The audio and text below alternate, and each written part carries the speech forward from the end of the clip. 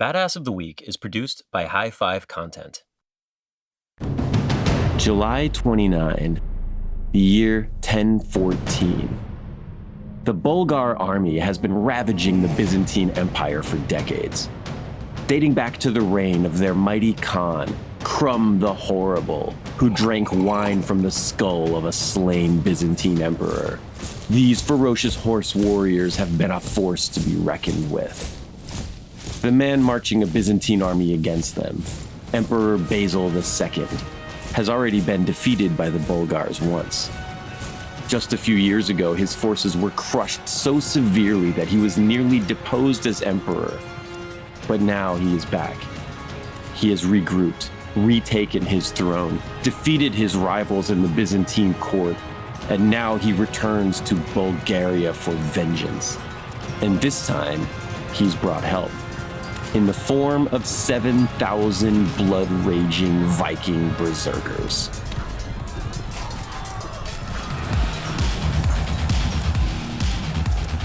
Hello, and welcome back to Badass of the Week. My name is Ben Thompson, and I am here with my co-host, Dr. Pat Larish. Hello. Hey, Pat, how's it going? It's going. It's summertime. How are you? It is summertime. We have been discussing various summertime recipes before the show today. Yeah, if you have a garden, it's probably producing tomatoes or herbs or whatever, I do. I had to order my tomatoes this morning before we got going on the show. Yeah. I think I was telling you I had to get to the hardware store to get some compost for them.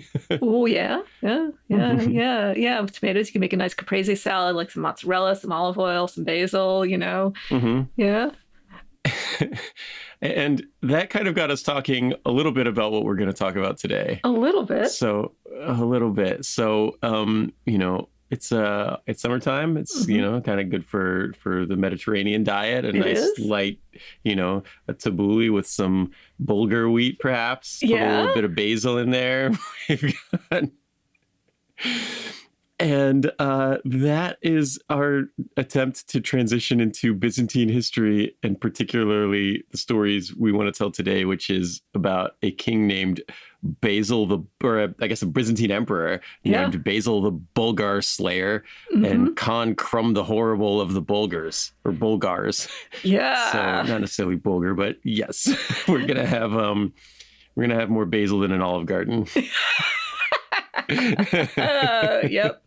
Yep.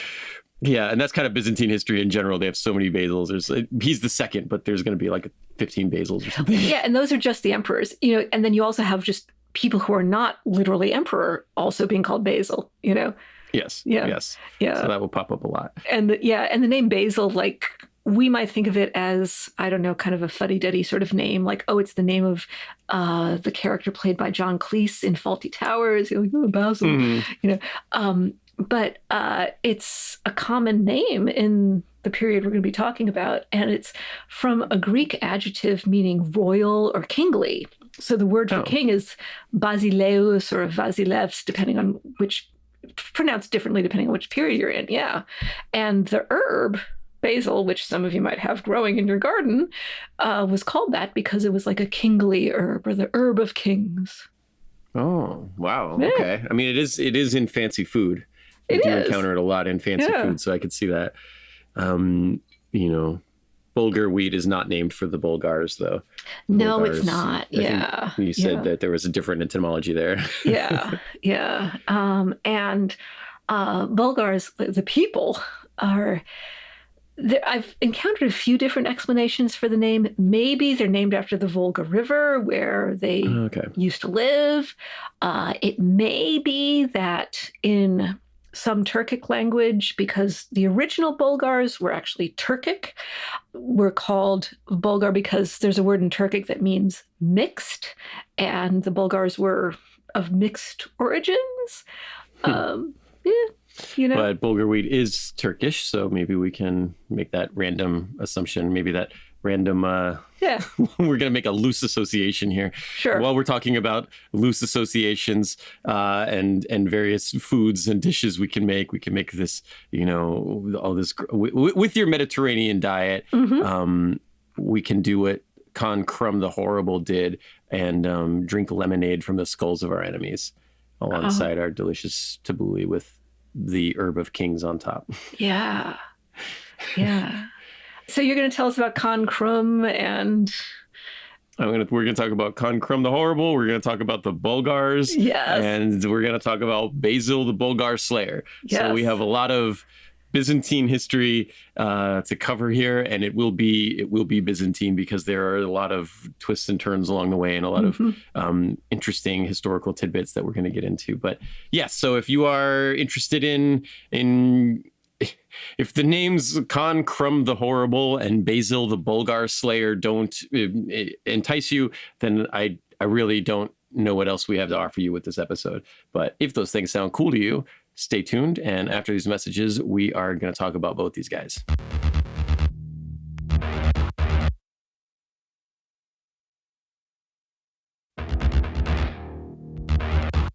So the story of Basil Bulgar Slayer begins in the 970s CE in a place that we know today as the Byzantine Empire. You might hear it referred to sometimes as the Eastern Roman Empire. It's centered around basically present-day Greece and surrounding territories, and the capital is Constantinople, which is a city that is known today as Istanbul in Turkey. So, Pat, what is the Byzantine Empire? Can you kind of give us a little bit of an overview on where we are in time here? Yeah, what is the Byzantine Empire? So we call it the Byzantine Empire. They called themselves Romans because they view themselves as the successors of the Roman Empire, or just not successors, but just a continuation of the Roman Empire. Right, via Constantine, right? Yeah, exactly. So the Roman Empire, after a certain point, got very big and got divided into the western portion and the eastern portion. And the eastern portion, basically the, center of gravity or whatever, gravitated towards the city right on the cusp between Europe and Asia that we now know as Istanbul. And at one point, it was called Byzantion, named after some founder who may have been historical, may have been mythical, named Byzas. And the city existed for a while. And then when the Emperor Constantine came to power, it became named Constantinople, the city of Constantine.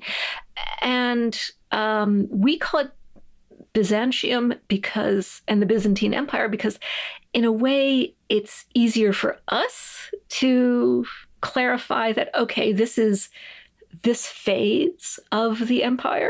Because there was a Western Roman Empire for a while that was still based in Rome.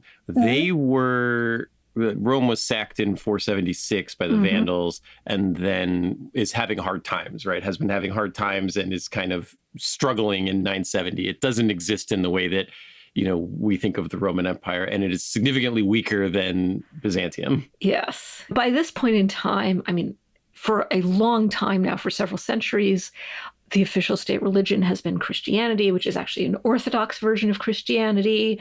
And you've got this elaborate bureaucracy, which is very complex. You've got also, if you read the historians from the time period, you've got a lot of intrigue and backstabbing and whatever.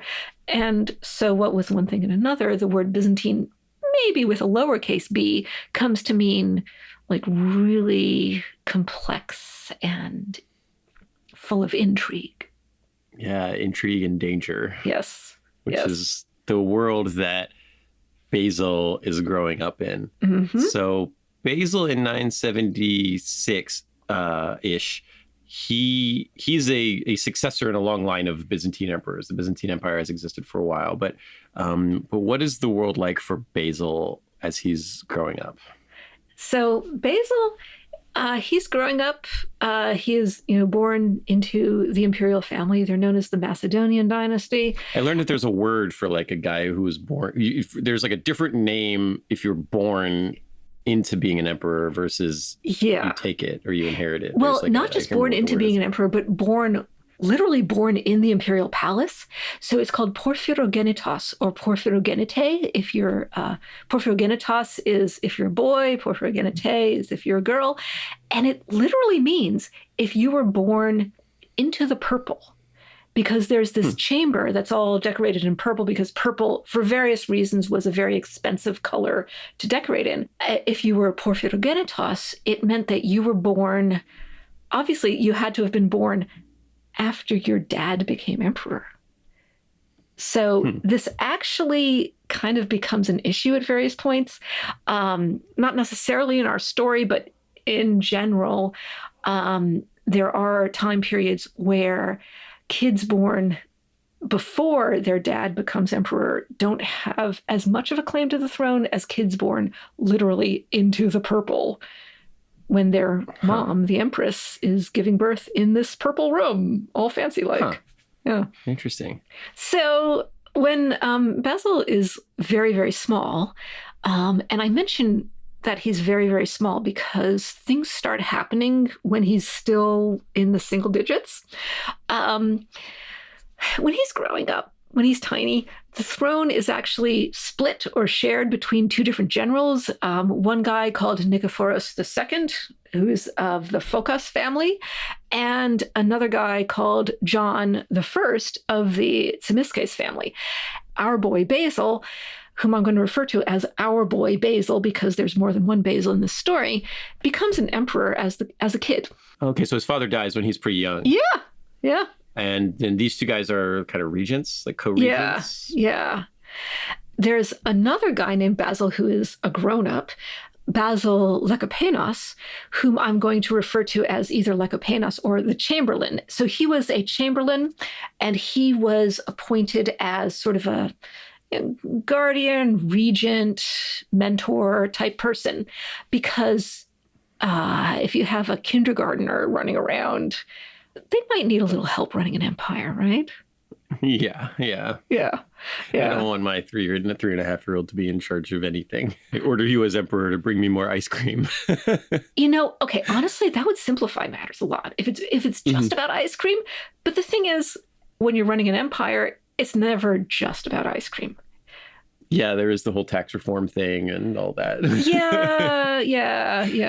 And also, as Basil finds out, Basil II, you might also have revolts from people who are trying to take over power, trying to usurp the throne, So there's one guy called Bardas Skleros, shows signs of rebelling, is launching a rebellion. And, well, Basil and his team, they spring this guy from prison named Bardas Phocas. Now, Bardas, it's not a title, it's just a name. Okay.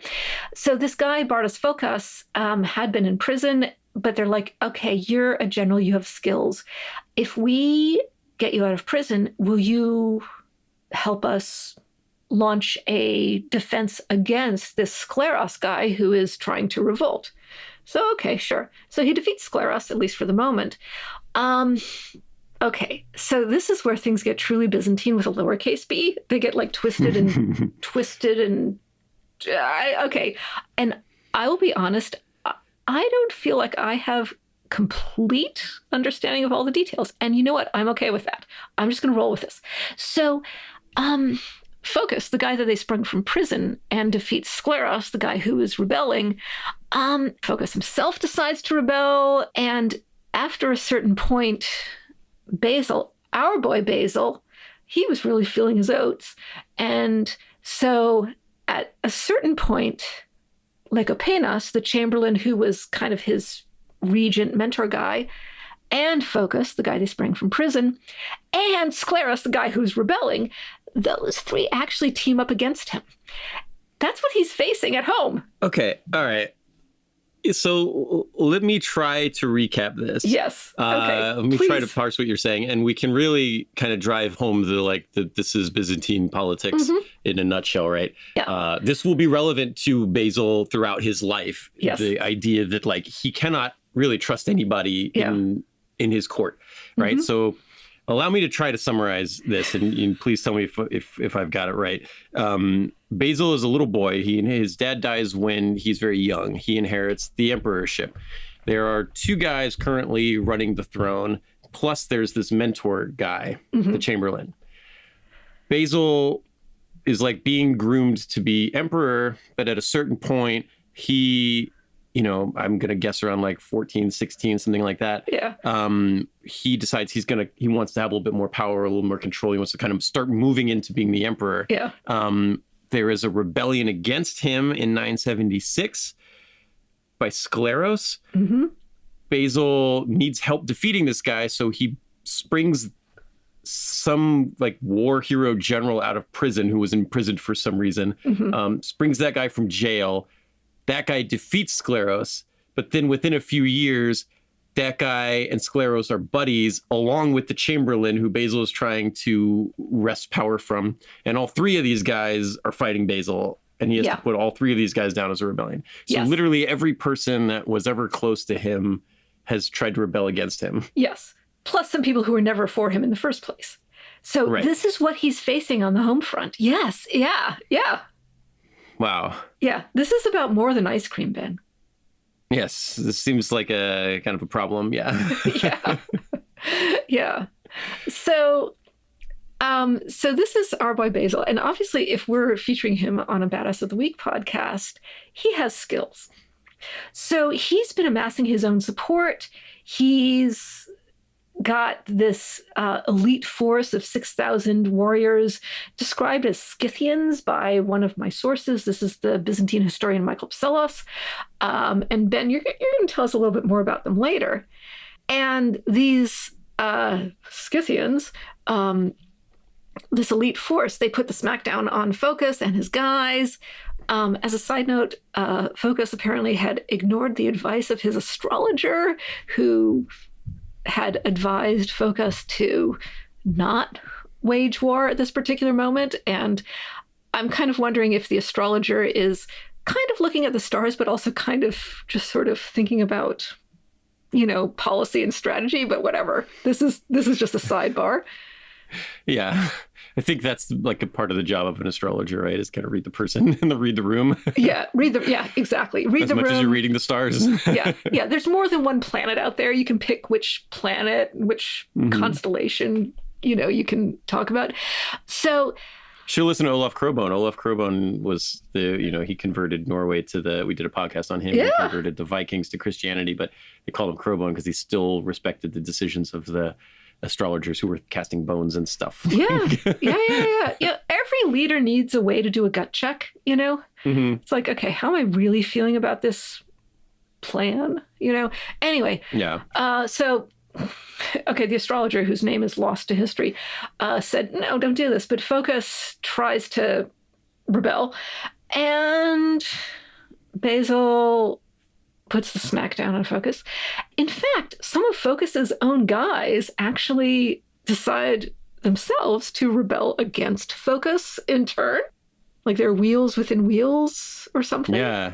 So Basil and his brother Constantine, Basil's the senior emperor, Constantine's the junior emperor. Basil and Constantine ride out in front of the army to face Phocas, and Phocas falls off his horse. Oh, no. Oh, yeah. That's embarrassing. Yeah. And why? Like, you'd think that an experienced general would know how to not fall off a horse. So Michael Psellos, the historian that I'm relying on very heavily for this, offers a few different explanations that he's encountered. Maybe Phocas has some sort of stomach illness. Okay, like, I don't know, bad clams. I don't know, Maybe Constantine, Basil's brother, speared him. Okay, good for Constantine.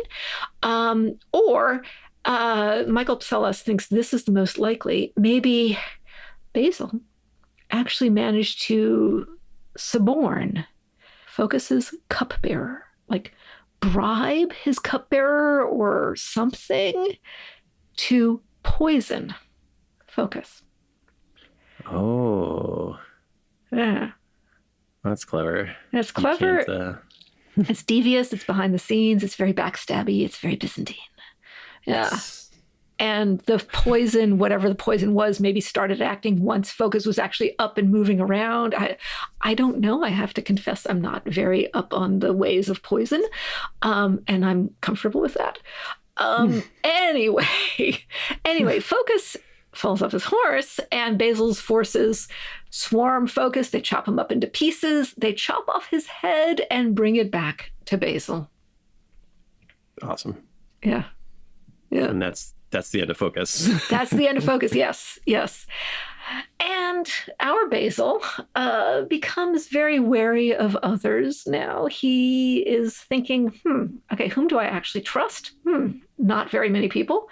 And so Lekopenos, the Chamberlain, who also happened to be named Basil, our Basil is looking at him and thinking, Now, the thing is, this is Lekopenos, who had been like a mentor, a support, a reliable advisor type person.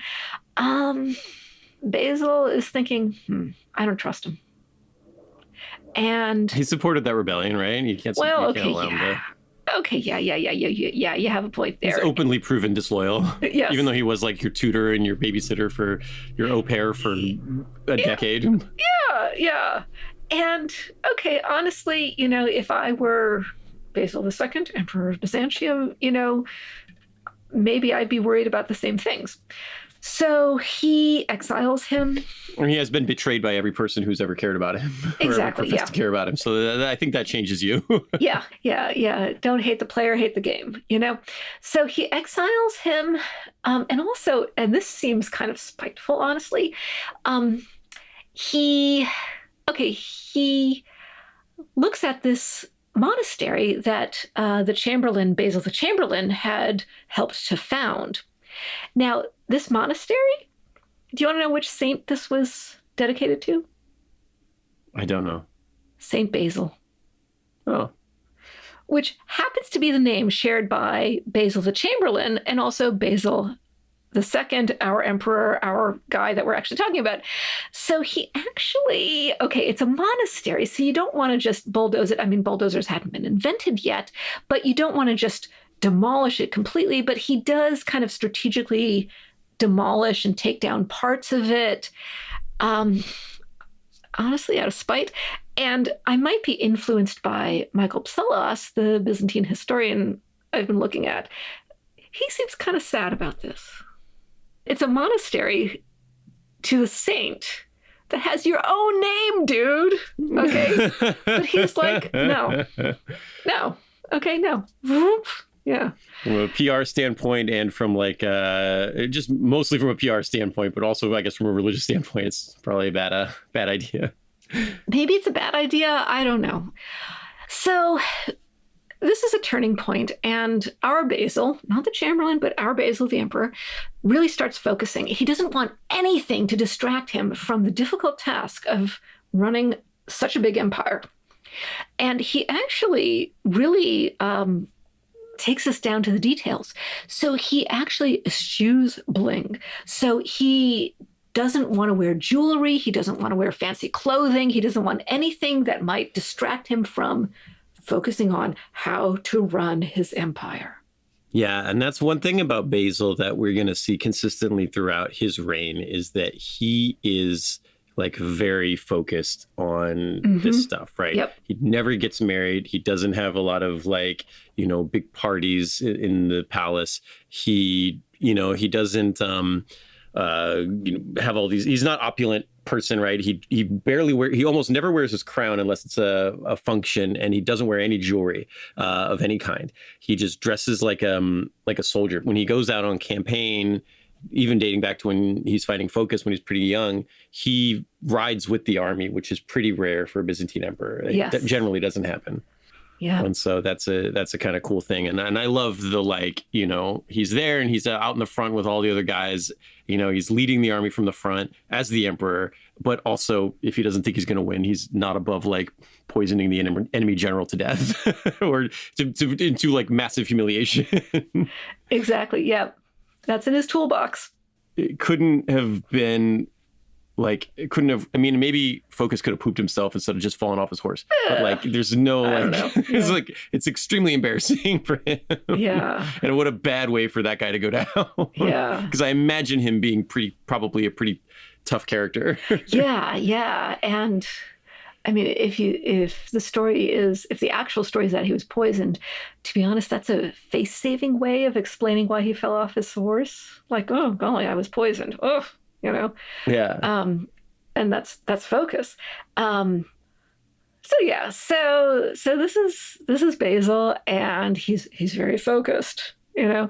And Scleros, remember the other guy? He actually tries to revolt again, and Scleros avoids an outright battle because he's figured out that Basil's good at that. He uses guerrilla tactics. He messes with Basil's supply chains. He intercepts his couriers. So this is going on internally. And then also, there's a world full of other nations, other peoples. Basil also has to think about, okay, what's going on at the borders? What's going on at the frontiers? One particular threat is the threat from the Bulgars. Why are they such a big threat? Well, we have a guy that we're going to talk about here. We're going to flash back about a century to a guy named Krum the Horrible, which I think is one of the great names in all of history. Yeah, you could not make this up. I mean, you could make it up, but people wouldn't believe you. But this is actually his name. It's actually what this guy's name was, yeah. And so, so Basil takes over. He's a kid, and people are kind of letting him be a kid until he decides he wants some real power. Mm-hmm. And the people who have had that power for 16 plus years, they decide they don't want to give it up to him. They fight him. He's fighting wars and rebellions, multiple of them against all of his own guys, right? All of the combat we have talked about so far has been against other Byzantines who are trying to usurp Basil. And like you said, Basil was born into the purple. He has as strong a claim as anybody could possibly have on the throne.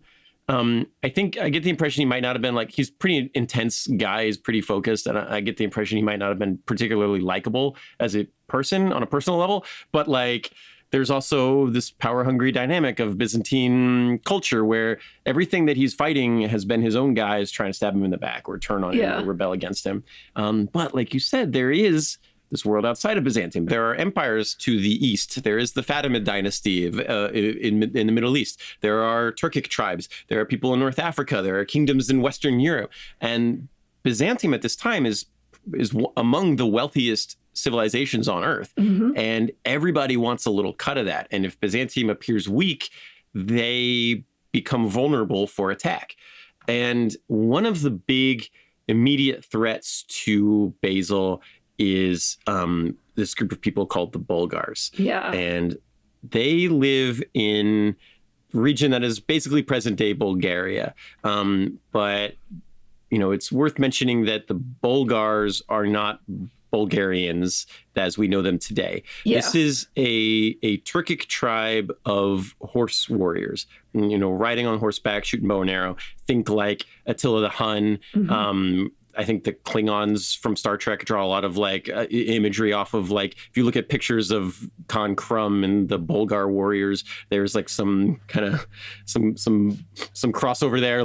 They are intense dudes that can shoot a bow and arrow. They can ride a horse. They are a warlike culture, and they are badass on the battlefield. Yeah, they've been off and on kind of hired mercenaries for the Byzantine emperors. They were helpful because they were horsemen. They could fight off the Turks or the Arabs or whoever else was threatening the Byzantines. And they were loyal as long as you could afford to pay them. Yes. Yeah. And, that was a situation for a long time. When you're talking about those Scythians, there's a chance that a decent number of those 6,000 Scythian is just another name for a similar tribe of people, but there's a decent chance that some of them were Bulgars. Yeah, and when I say they were Scythians, I'm just using the term that the Byzantine historian Michael Psellos used, and I think that was a term of convenience. Yes, that kind of is a blanket term that applies to all nomadic horse warrior tribes of the steppes in this region. Bulgars being one of those tribes.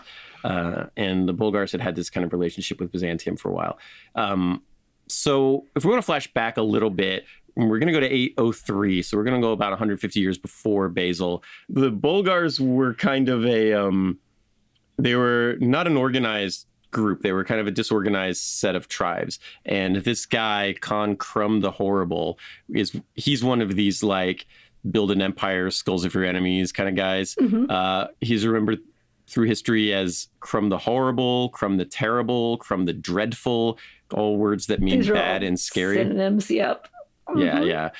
He did the Genghis Khan thing, right? He united these tribes of warriors who had been kind of having a lot of intertribal strife. He unites all of them, he conquers them all, and then takes them out on campaign. He defeats the Slavs, he fights the Macedonians, he crosses the Carpathian Mountains, he crosses the Danube River, he goes into the Balkans, he's fighting the Thracians. He captures Sofia, which is the capital, the current capital of Bulgaria. That had been a Thracian stronghold. He surrounded it, but he didn't have siege engines to capture the city. So he said, hey, if you guys surrender to me, I'll let you all live. And they said, okay, well, we don't want to be starved out to death. Like, this is going to be a big, long thing. So yeah, we'll leave. And as soon as they left, he killed them all and burned the city to the ground. But that's Krum the Horrible for you. That's how you get a name like Krum the Horrible. You tell people you'll let them live, and then when they do, you kill them all. Yeah, that's pretty horrible, I'd say. Yeah. It's pretty horrible, yeah. The Byzantine, so the Thracians, they were the protectorate of the Byzantine Empire in the 800s. Yeah, and this is a region that's north of Greece. Just putting it on the map, yeah? Yeah, present day kind of, Serbia, Croatia, Kosovo, like Macedonia, that region. The Byzantine Emperor Nicephorus, he gets annoyed by this rampaging horde of organized Bulgars, and he realizes he needs to defeat them. So he rides out at the head of this huge Byzantine army. He attacks Krum's capital while he's away on campaign, takes the city, kills a lot of civilians there, plunders the city, and loots Krum's personal wine cellar. What? Which apparently had just like rows and rows of bottles of really expensive and really rare wines. Oh my goodness. Yeah. I mean, like, okay, yes, horrible, horrible, horrible. And also his wine cellar. I don't know. That sounds personal. It's personal. And Krum is an interesting guy because Krum had, he imposed a lot of laws on the Bulgar people. And generally, it seems like he was like stern but fair, right? A Hammurabi kind of vibe. Yeah. But one thing that a lot of the Bulgars chafed under was that he banned alcohol in the Bulgar Empire. Wait, to the point where he would like rip up vineyards. He would pull grapes out of the ground and destroy them. That's prime terroir right there. I mean, right. Old vines, right? It's a crime. But then the Byzantines attacked his capital and they went into his basement, and he had all the wine in Bulgaria was in his personal cellar. Okay. Anyway, they loot this, they kill a bunch of his people, and they're heading back to Constantinople. And Krum the Horrible is not the kind of person that is going to let something like that slide. No, of course not. Yeah, so there's this pass that the Byzantines have to pass through this mountain pass that they have to pass through in order to get back to Constantinople with all their loot. And as Nicephorus's army enters it, logs start falling, rocks start falling. Krum traps him in the valley. He blocks both exits, and then he rides his horse. Yeah, both exits to this like valley are blocked, and then from the tops of the mountains ride over the Bulgars, and they're coming. They ride their horses down the sides of these mountains on either side, and they attack. That sounds kind of steep. The Byzantines. It sounds steep, but these guys it's not a thing. Like, it was not a thing that the Byzantines were expecting, because it's not a common maneuver that you could do on a horse, right? Yeah. This is a sort of thing you'd hire a stuntman for. Yeah, like I'm thinking, like, are they riding horses or mountain goats? Yeah. Right. Yeah, but that's these guys, right? That's the Bulgars. They are hardcore, right? They can do this thing that people didn't think was possible. They ride down the sides of this mountain and they attack. And Nicephorus is with the army, which is rare. Basil travels with the army. Nicephorus travels with the army. Nicephorus is killed in battle, which only happens to very few Byzantine emperors. Yeah. They're the opposite of Basil. They send other people to do the thing for them. They stay in their palace with all of their riches and wealth and enjoy life. But Nicephorus is killed. They identify him by his purple boots. You talked about being born into the purple. He was wearing purple boots, and that's how they ID his body. Wow. And they They put his head on a spike for a while, and then when it started to rot enough, they dried it out and they turned the skull. They lined the skull with silver and they turned it into a drinking goblet. Oh, wow. And there's a lot of art of Khan Krum. If you Google image search Krum the Horrible, you're generally going to see him, including like art from the time period, from the 800s of him holding this skull. And there's not like a stemmed wine glass. It's literally just the skull, like with the jaw pot. Yeah. And he drank wine from the skull. There was some kind of Bulgar thing where you take the soul of the person if you do that, or you gain strength from their soul or whatever. Okay. But in addition to that, anytime Byzantines wanted to negotiate with Krum, they would have to come visit him in his palace, and he would not talk to the diplomat until they had drank wine from this skull. Like, drink wine from the skull of your dead emperor. I just want you to know where you stand with us. That's a power move. It's a power move. Nicephorus was succeeded by a new emperor who attacked Krum and was defeated. That guy lived, but he was defeated. Yeah. The defeat was so bad that guy ended up like quitting being emperor and passed it off to the next guy. The next guy attacked Krum and was defeated again. Oh no! Yes. This job is cursed. Yes, so he defeated 3 emperors in battle. Ruled the Bulgar Empire until 814, and this is the kind of people you're talking about here, right? Like, the Bulgar Empire was forged by Krum the Horrible, and they are out there. They share a border with Byzantium, and as Basil the Bulgar Slayer, 150 years later, is fighting all of these little infighting, strife, whatevers against his own people, these Bulgars are still out there, and they're still looking at that prime, Byzantine real estate, being like, there's gold here, there's money here, these people are rich. If we could get into the suburbs of Constantinople, I bet we could get some good plunder. Yeah. They're out here, and they're a thing, and they're a thing that Basil is going to have to deal with. Okay, well, I'm getting carried away, and I really want to get into this, but first we need to take a break to get into some ads.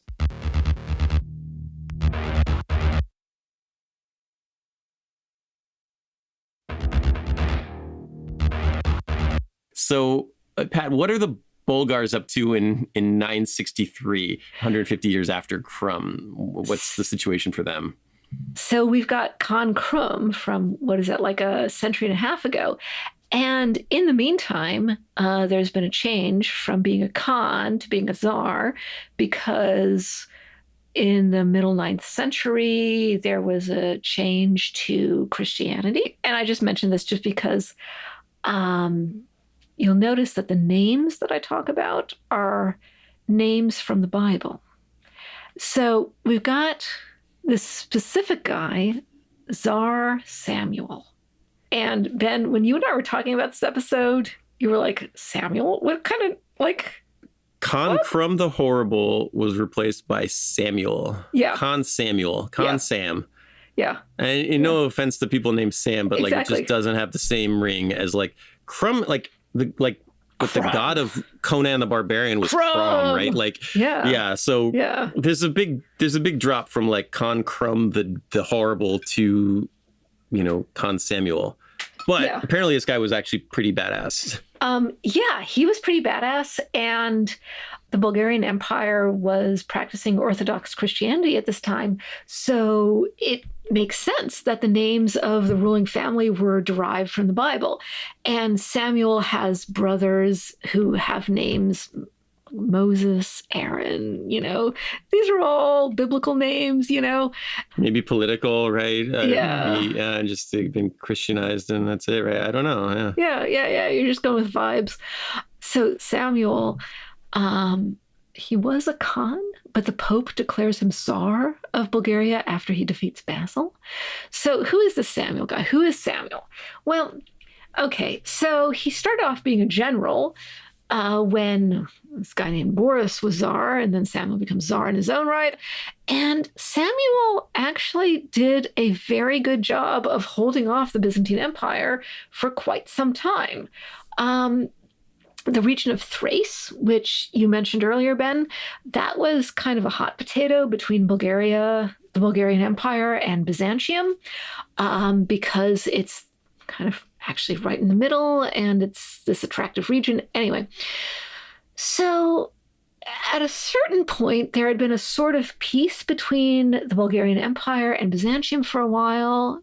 Samuel's dad had actually married a Byzantine princess, which is like the classic textbook way of having some sort of peace or truce or alliance, Yeah, okay.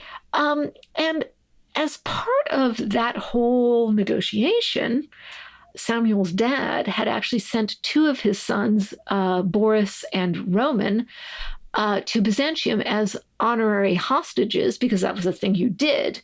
You send, offspring to the other side as a way to solidify a peace treaty. The Bulgarian Empire and Byzantium are not the only nations in the world, There's also Rus, Kievan Rus, and at one point, Bulgaria and Byzantium team up against Rus, what we would call Russia or something. On the other hand, in 970, John I of Byzantium invades Bulgaria. Samuel and his brothers, the sons of Tsar Nicholas, figure, okay, things are destabilized. And what do you do when things are destabilized in your nation? Well, apparently, at least in this time and place, you try to seize power. They succeeded. And they actually ruled as a tetrarchy, which is a fancy word for a group of four. There are four brothers, and they share things for a while. Now, the thing is, and remember, we're looking at this from the point of view of the Bulgarian Empire, they need to hold off the Byzantines. They also need to deal with whatever internal BS, back and forth, uprisings are going on at home. They do this. Eventually, two of them die. Now it's down to two of the brothers named Aaron and Samuel. Because these guys look intense. Like they're still Bulgars. They're still Khan Krum's descendants, right? They are intense looking guys, right? Aaron and Samuel really doesn't convey how fearsome and ferocious these guys and their warriors were. Yeah, like Aaron and Samuel, like these are the kids you sat next to in kindergarten, right? Right, exactly. Yeah, exactly. Yeah. And these are the two remaining brothers of the four brothers. Things could go in several different directions. They could form some sort of solid, airtight alliance and go forward as a dynamic duo. Do you think that's going to happen, Ben? No, I don't think so. Okay. I think the Bulgars might have a little Byzantine in them as well. Yeah. And also you might be listening to my tone of voice and this is not going to I'm reading the astrology here. Yeah, I'm reading that. Yeah. So things are not 100% copacetic between them. And it turns out that, yes, indeed, there was a lot of tension. And Aaron, Samuel's brother, was actually considering an alliance with the Byzantine Empire as a way to consolidate his own power within Bulgaria. Now, so Basil, remember Basil, our boy Basil II, okay? So he receives messages about this, and he pretends to offer his sister's hand in marriage to Aaron, but actually, or at least allegedly, the historians of the period are not completely agreed on this, but he sends the story that I'm going to go with is that instead of sending his own sister, he just sends some random lady as a decoy. So Basil doesn't have enough sisters to create enough alliances, so he makes a fake want sister. To. That's not my sister. What are you talking about? You just married some lady? Well, the thing is, the lady he sent, I forget her name, but she was already married. So he sends the lady with a bishop as like an escort. And, okay, so he sends this decoy lady to Aaron. And from Basil's point of view, this is a marriage that is totally not going to happen. We're just going to go through the motion. I don't know what's going on. With catfishing? I don't know. I don't even know. Yeah, I have no idea. I don't know. Yeah. But Samuel finds out about all of this, and he's he's not thrilled. I mean, never mind the bit about the decoy lady. What Samuel is interested in is the fact that his brother Aaron wanted to marry into the Byzantine dynasty and like kind of set up his own power structure.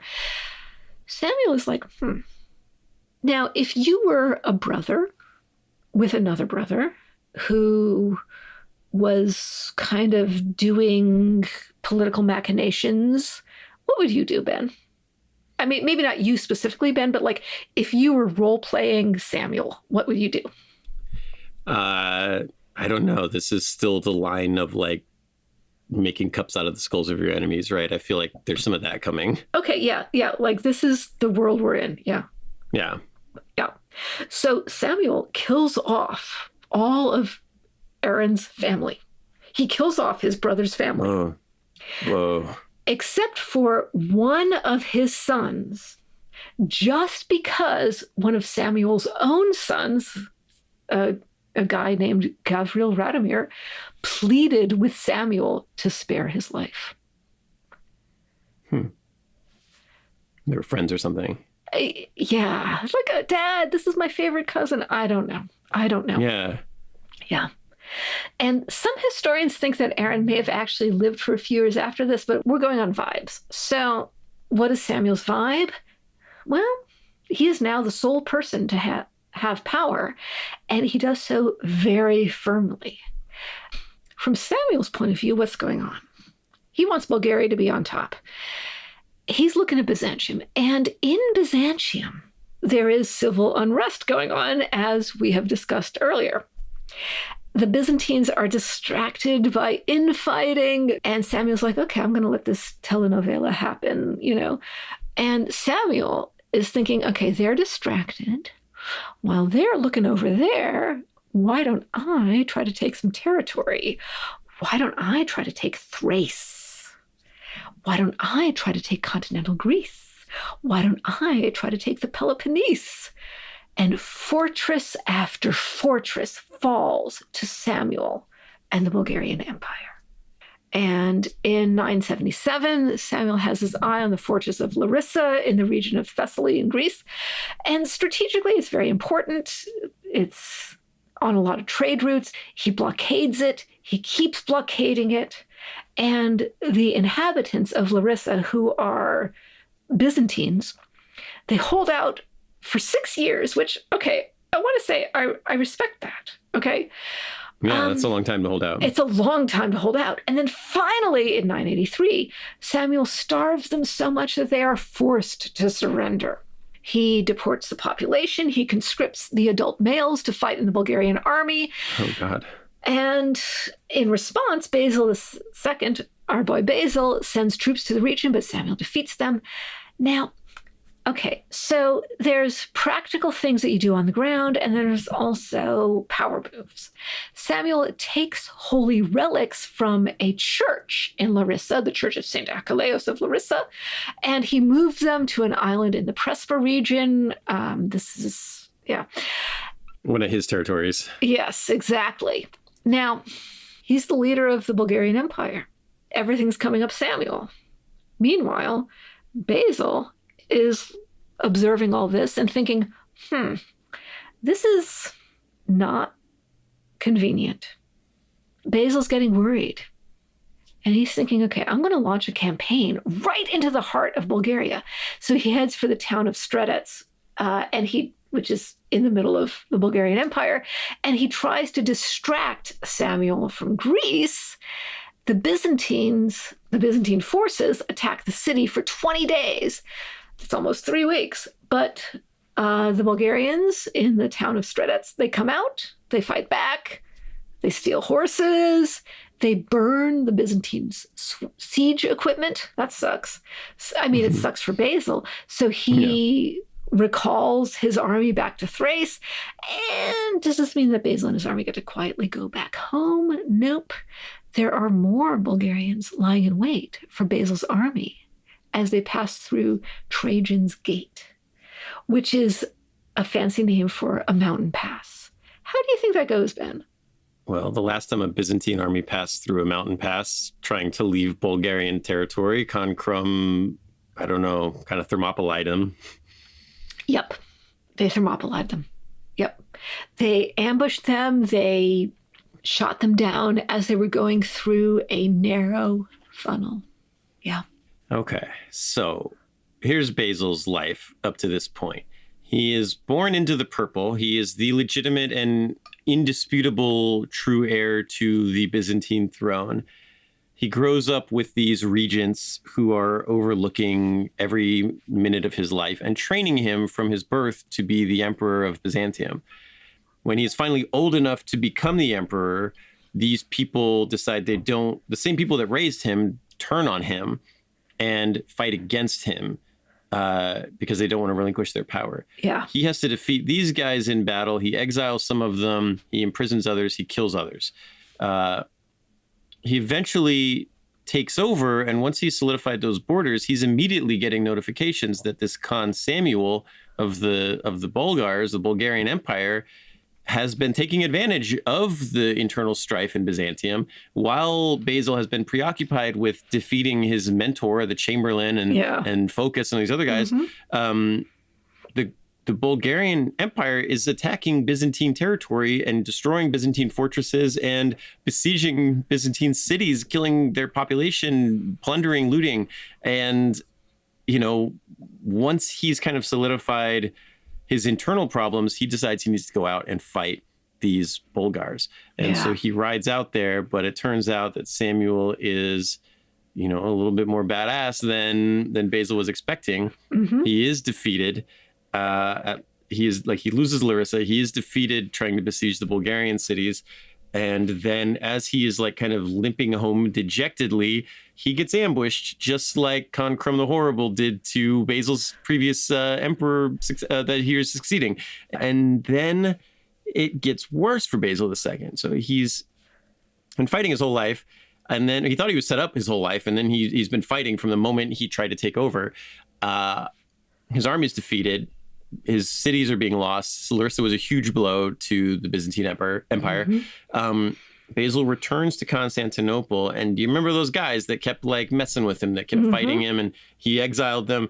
Well, one of those guys returns from exile and is as soon as word gets back that Basil was defeated at Trajan Gates and Larissa has fallen and the siege didn't work out, one of those exiled guys comes back and he declares himself emperor of Byzantium. He sits on the throne and he is supported by a lot of the nobles. Basil has had a reign of strife, and then he lost this war with the Bulgars. So this one guy, he shows up and it's and he shows up and he sits on the throne and he's wearing the jewelry and the crown and the purple and all of the things that Basil doesn't want to do. Yeah. This guy looks like an emperor, and he's promising the nobles all kinds of good things if they support him, and they do, because it turns out that bribery is much more effective than the tradition of being born into the purple. Who knew? Yeah. And so Basil gets home, and this is rough, right? Samuel has crushed him. And to add to the humiliation, the Pope in Rome then declares Samuel Tsar of the Bulgarian Empire, right? Tsar being Caesar, right? Being a translation of Caesar or Kaiser and Tsar. And so the Pope in Rome, and remember, we've talked about Eastern Rome and Western Rome, Byzantium, they called themselves Romans. They believed they were the successor of the Roman Empire. Yet the Pope in Rome has just declared, no, actually, I think this Samuel guy that just kicked your ass, he's actually the inheritor of the Roman Empire. He's Tsar now. He's Caesar. A lot of his guys in Basil's army are deserting him. His people have abandoned him. His throne has been lost. His army is defeated. Does he give up? He's turned back at Constantinople and he leaves. And he heads north. And he doesn't have a lot of allies, but he's got a couple of leads. So where does he go? He travels north to the city of Kiev. And to the court of King Vladimir the Great of Kievan Rus. The Rus at this point, I think we've talked about them a little bit.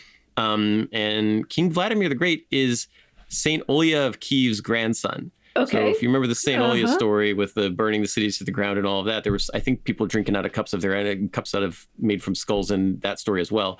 Kiev at this time, it's the progenitor of the countries we know today as Ukraine and Russia. Mm-hmm. And these are tough people. It's settled by a combination of Slavic people from the region, and also a lot of Swedish Vikings have come down there and are living there. So Vladimir is a descendant of Rurik through Olya, and all of those are Vikings. King Vladimir the Great, he's like considered like this national hero in both Ukraine and Russia, to the point where, because of the naming differences in Ukrainian and the Russian language, Vladimir Putin and Volodymyr Zelensky are both named after Vladimir the Great. That's how significant this guy is in history. And so what are we going to do? Well, Basil has already tried to marry off his fake sister to Samuel. That didn't work out, but he's got a real sister, and her name is Anna. And she was born into the purple. She's legit. She's legit. And he's like, Anna, you're going to marry King Vladimir the Great, and we're going to make an alliance with the Rus here. And the Kievan Rus, they have a big region here. Like they are a very up and coming empire. Vladimir the Great, he's a big deal, and he is really like, he's building a lot of churches. He's building these gold plated, churches and expanding the empire. He's a force up here in the north. And Anna's not that excited about marrying Vladimir the Great. Yeah. But does she go along with it? She does. And because she recognizes the political value. She recognizes political value. She can help Byzantium. She can help her brother. She can help, she can do a thing here. And it actually ends up working out okay for Anna. She marries Vladimir, and Vladimir the Great is kind of very impressed by her like religious, she's very religious, and he's kind of impressed by her, and he likes her.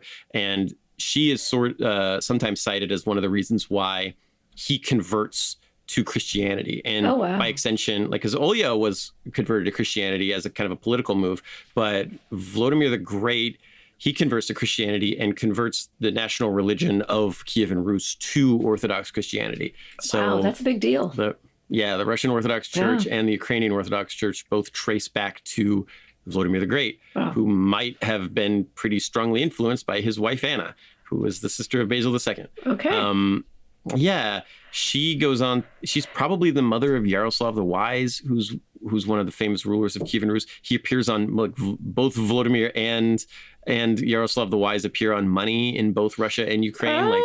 She kind of creates this dynasty of this golden age of Kievan Rus. Anyway, that works out okay. But what does Basil get out of this? He gets an alliance with a very powerful empire, but most immediately, Pat, what do you think he gets out of this? I don't know. Bad dad jokes from his brother-in-law? I don't know. Okay, say what is he? Okay, I mean, if I were Basil, what would I be looking for? I'd be looking for some way to help me defend against the Bulgarians. So he needs an army. He needs an army to fight. He needs an army of badass Kievan Viking Swedish giant dudes with long axes and chainmail. He needs 6,000 giant Swedish dudes and Slavic warriors to join his army and help him kill the guy that usurped him, secure Constantinople, and then attack the Bulgars. Basil wants revenge on all of these people who have wronged him, and he needs an army to do it. Okay. And I'm going to read a quote that I read that I love, that kind of narrates what is about to happen here, and particularly Basil II, the Bulgar Slayer, riding in his imperial uniform at the head of an army of loyal Byzantine soldiers and also Viking berserkers. It says, "It would be tiresome to recount the vicissitudes of this war. To narrate the cruelties which were perpetrated in detail would be disgusting. They can easily be imagined if one reflects that the Greeks, violent by nature and embittered by hatred, were frequently called on to exercise the right of retaliation, and they employed the rudest and most inhuman mercenaries for that purpose." Ooh. The rudest and most inhuman mercenaries being those Vikings that they just trained up for their army. And so Basil returns to Constantinople. There are stories that he rides at the head of this army into battle carrying an icon of the Virgin Mary in one hand and a huge sword in the other hand. Okay. They defeat the usurper army. They kill the usurper. They start killing any noble that supported the usurper. When Basil takes over the empire, he puts this big tax on the nobles who he was angry at for betraying him. And then he gave huge tax breaks to the farmers and the poor people because he wanted their support instead. He takes back over. He leads one attack out into, he leads a couple attacks further out east because in the east, the Fatimids and the Syrians, they were kind of, there was a Muslim caliphate out there that was taking territory. He defeats them. He comes back, and then he marches this army on the Bulgars and Tsar Samuel, who is still out there, still causing trouble. Samuel still doesn't have a lot of respect for Basil, even like with the Viking army, the Byzantine army, whatever. Samuel has already defeated Basil, and Samuel's ancestors have crushed the Byzantine emperors repeatedly. While Basil is fighting in Constantinople, while he is fighting in the Middle East, Samuel's still out there. He's still attacking Byzantine territory. He's still raiding and plundering and stealing wealth and land. Once Basil's kind of convinced that he's got things secured in Constantinople, and he decides he's going to go after the Bulgars. Oh. Yes. How does that go? Well, let me say this before we go on this campaign, because, Basil in his life, one thing that's going to come out of this that's very interesting is the creation of a unit that we know today as the Varangian Guard. Oh, the Varangian Guard. Yes. Yeah. So this is Basil II has decided that he cannot trust the Byzantines. He cannot trust his own people. They have all betrayed him. Everybody that has cared about him has betrayed him. And he, except for his sister Anna and these Vikings, right? She's done her best, She has done her best, and she's probably got his back. These Vikings are unlikely to turn on him because they'll have to go back and respond to their king, whose wife is going to be angry, right?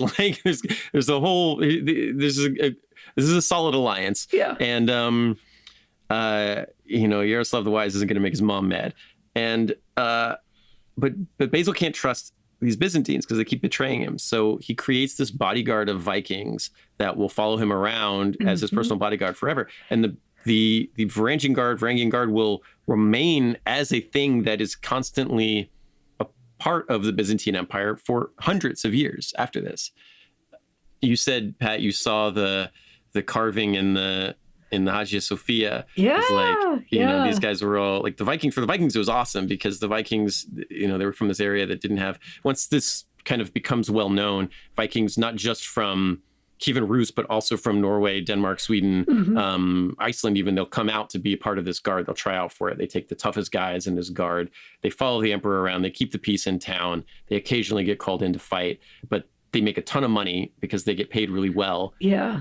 Basil was paying these guys really well to watch his back. As he should. They're kind of like, they're kind of like the anti-Praetorian Guard, whereas the Praetorian Guard was always killing their own people. These guys were very loyal bodyguards. Yeah. But you said you saw the carving because these guys had to follow Basil into church. It was one thing, they had bodyguard him at church, so they'd go sit in church with him. But they're all pagans, and they don't care about this stuff. So they're bored. Yeah, they get bored. And you said you saw somebody had carved his name into one of the pews. That's so awesome. Okay, so we got to deal with this. We got to deal with these Bulgarians or these Bulgars. Basil gets this army together, and he puts together. He's not going to mess. He's not messing around this time. He gets these Vikings as kind of the core of his army. He's going to go on this campaign, and he gets every guy that he can get. He makes this huge army, and he travels out to get revenge on the Bulgars, to put these guys in their place, or as he sees it. And the Bulgars, they don't get drawn into a battle. They kind of draw them out into their territory, and then they set another trap. And Pat, I'm gonna have you guess what that trap might be. Oh no. Is this another going through a mountain pass where people can thermopylae you? Vroom, vroom, vroom, vroom, vroom from above? Yes, that is the idea. And so they are gonna they have a much smaller army than Basil. They retreat into this mountain pass, and they are going to try to hold they have one group that's going to hold the mountain pass while others come down from the side. Basil II, he's not going to fall for this again. So what does he do? He's got this big army. He sends his army around the mountain pass, keeps some of his army here. He encircles the mountain pass on all sides. Okay, so that's smart. Right. So the Bulgars are planning on ambushing him. Suddenly they're surrounded and being attacked from all sides at the same time. And when, the guys guarding the pass turn around and see there's Byzantine soldiers marching behind them and in front of them and up from the sides, and those guys you were expecting to spring that ambush are already dead, and the Byzantines are on the hills in front of you, behind you, cannons to the left, cannons to the right. How the tables have turned. Yes, they surrender. They're defeated and they give up. Basil says, okay, well, there's various numbers, but thousands of people surrender of the Bulgar army. And Basil, he says, all right, I will let you live. That's merciful?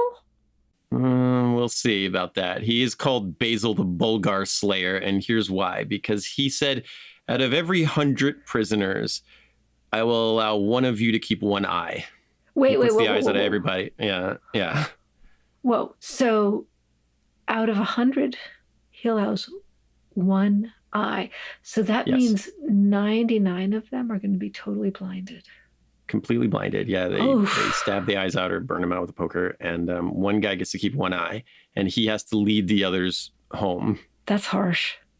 It's harsh. That's very harsh. There is a story goes that when this group of men returned to the capital, Tsar Samuel took one look at them and died of a heart attack immediately on the spot because he was so horrified by what he saw.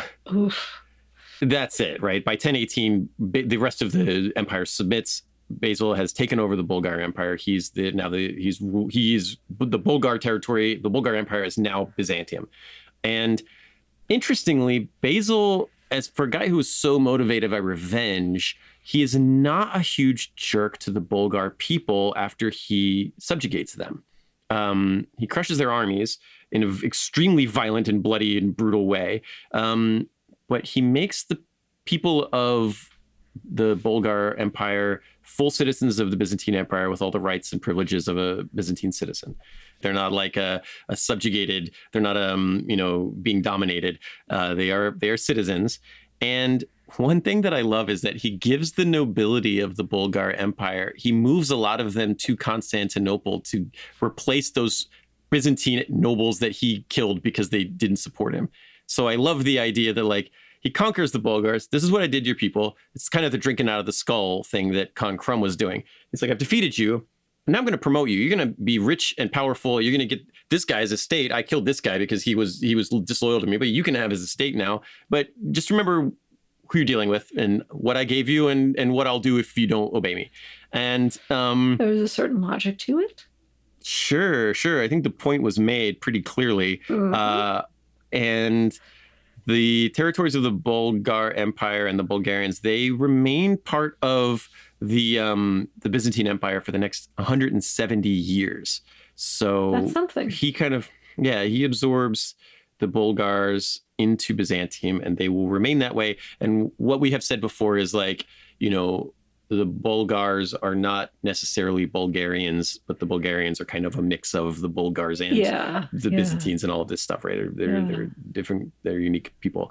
And then the Varangian Guard, they stay around for around the same amount of time.